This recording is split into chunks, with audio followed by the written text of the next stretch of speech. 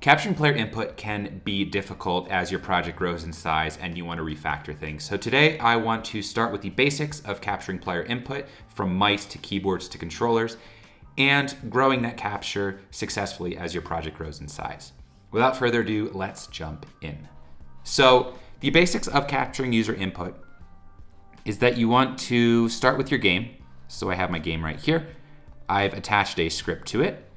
And in the script, you can use the input method to listen for various events. And so what is the up event? If we jump over to project settings to input map, we can see that up is attached to the W key. So if we wanted to add a new action, we could type it here. So we could call it like my new action.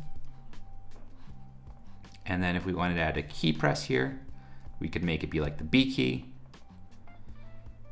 And I won't actually save it, but you could then come up in here and type my new action, and you could do something with it.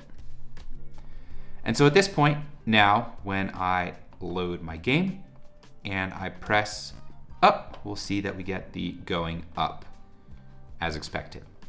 And so as my game has grown, I've refactored the input because I didn't want it here in this main file, and I wanted to move it elsewhere into this collection of files that you see on the side of scripts that I made for the game. And it's not so important to dive into each of them, but just to show that the project has grown in complexity. There are now more than one files, and there's not a one-to-one relationship between the node and the script. And so what I have is this base game script, which I thought I could come in here and just throw in my input method. And I could come in and hit play and go back and hit up, but nothing happens.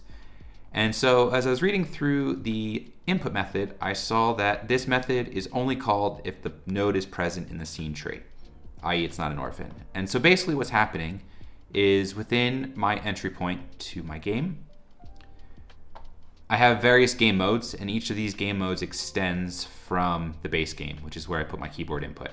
But because they are not attached to nodes, and because of how Godot defines the input method waiting for something in the scene tree, that event is never listened for, that input event. So what can we do?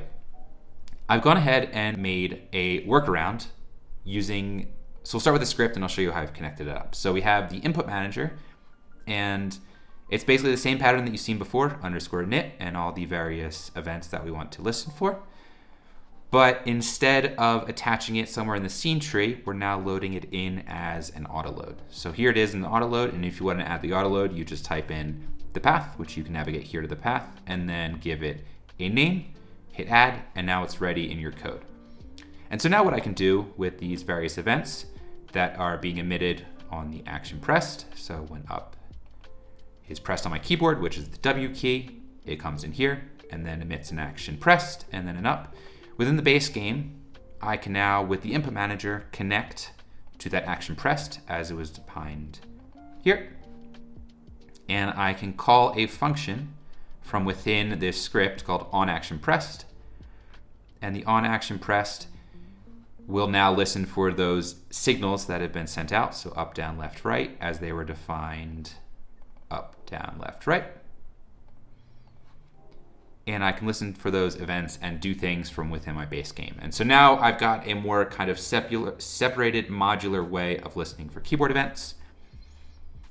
And the last thing I want to highlight is that you'll need to do cleanup. So once the scene is not the active scene in your game, you'll want to disconnect the input manager. Basically, you'll do the opposite of the connection that you've done in the init method. And so now, the way I do cleanup is that I have an escape key. When the user hits escape, we'll do cleanup, and then we'll return them to the main menu. And now we're making sure that this is not connected to a scene that doesn't exist anymore. And now we've got keyboard input across my app, across the game, and I don't need to have all of that in one main file and then pass down through many different functions and such. So it's a very modular, much easier approach to handling keyboard input. So that is all for now. Until next time, happy making.